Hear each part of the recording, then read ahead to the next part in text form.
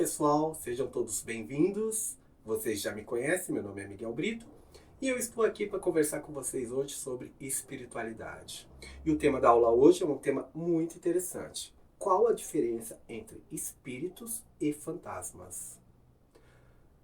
Pessoal, a proposta da aula é nos aprofundarmos um pouco mais nesse tema, uma vez aí que nós vivemos num país onde a tradição cristã é predominante e as religiões da tradição cristã geralmente não aceitam a vida após a morte como um fato. Então, nós crescemos com uma visão distorcida do que é um espírito, do que é um fantasma. Tem gente que tem medo de espírito, tem gente que tem medo de fantasma, tem gente que tem medo dos dois. Enfim, vamos nos aprofundar e entender o que é um espírito, o que é um fantasma? Bom, a primeira pergunta é: o que é um espírito? Segundo as tradições esotéricas, as escolas iniciáticas, o espírito é a parte imaterial do ser humano. Está ligado à sua consciência. Então podemos dizer que uma consciência é um espírito, ou que um espírito é uma consciência. Beleza? Todo espírito possui 7 corpos: corpo átmico, corpo búdico, corpo mental superior, corpo mental inferior, corpo astral, corpo etéreo e corpo físico. Gente, em outra aula a gente fala sobre cada um desses corpos, mas na aula de hoje em específico eu quero me ater aos 3 últimos: ao corpo astral, corpo etéreo e corpo físico. Vamos lá? Então tá. Todo espírito, pessoal, precisa de um corpo para manifestar a consciência. O corpo astral é o corpo onde a consciência manifesta-se no mundo astral. Mas o que é o mundo astral? Veja bem.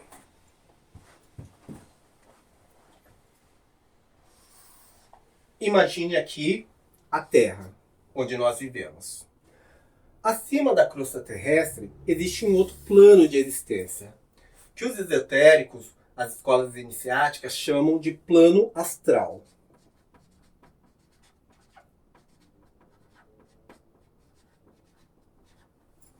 Nesse plano astral, existe toda uma sociedade organizada, toda uma sociedade tecnológica muito mais avançada do que a nossa sociedade. E nessa sociedade, existem grupos que controlam toda a experiência humana aqui na Terra. Esses grupos são chamados de Conselho Kármico ou Senhores do Karma. Eles são responsáveis, entre outras coisas, de controlar a encarnação do espírito aqui na Terra. Então, vamos lá, como que funciona a encarnação? A encarnação ela pode ser planejada ou pode ser uma encarnação compulsória. Então, como funciona? O espírito está aqui no plano astral, com seu corpo astral. Aí, esse conselho kármico convida esse indivíduo para fazer o planejamento dele aqui na matéria.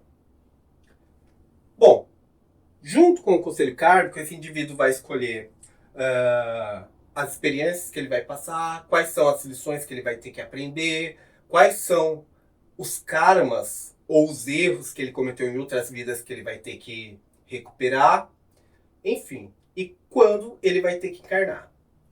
Quando chega a hora desse cara encarnar, ele vai nascer aqui na Terra.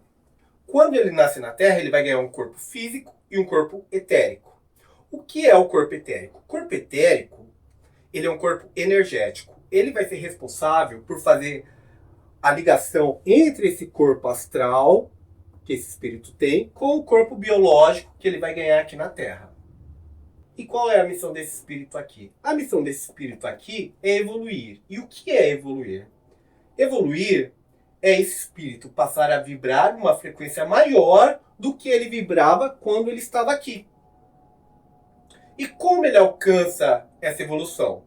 Basicamente sendo uma pessoa de bem, cultivando o amor, cultivando a paz, não fazendo guerra. Enfim, esse indivíduo vai nascer, vai crescer, vai para a escola, vai fazer suas escolhas, vai casar, vai envelhecer e vai morrer. ele vai ter que retornar para esse plano aqui. Quando ele morrer, ele vai deixar aqui no plano material seu corpo físico e seu corpo etérico.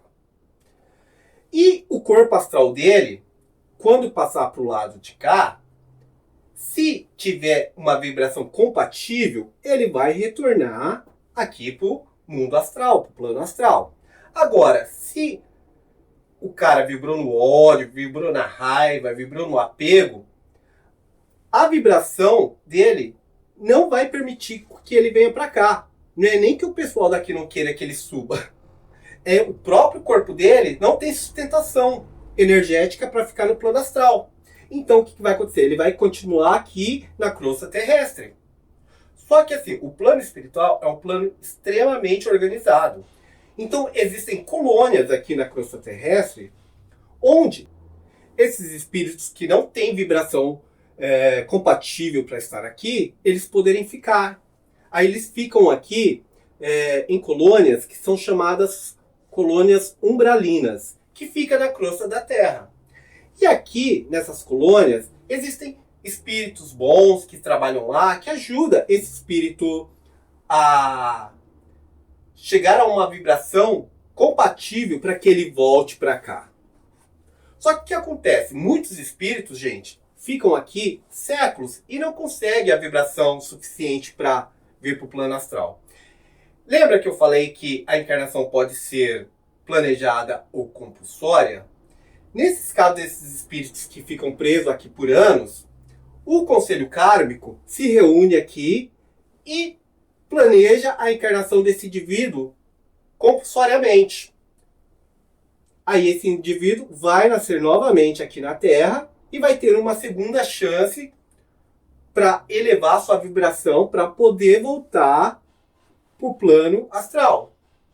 E se ele morrer e não tiver novamente a vibração compatível, ele volta aqui para essas colônias umbrais. Entretanto, gente, tem espíritos que não querem ir para essas colônias umbralinas. Então eles ficam vagando aqui no planeta Terra, aqui na crosta terrestre, aqui na nossa sociedade. E o que acontece? Como eles não têm ajuda, eles continuam por anos e anos vibrando ódio, vibrando a raiva, vibrando o apego, vibrando a vingança. E o que acontece com o corpo astral dele? Como eles não são cuidados, o corpo astral dele começa a definhar, começa a se transformar, começa a tomar aparências fantasmagóricas. Então, esse espírito, essa consciência aqui, é um fantasma. É uma alma penada que fica vagando aí na Terra. Então, concluindo a aula, gente, nem todo espírito é um fantasma, mas todo fantasma é um espírito. A gente se vê na próxima aula.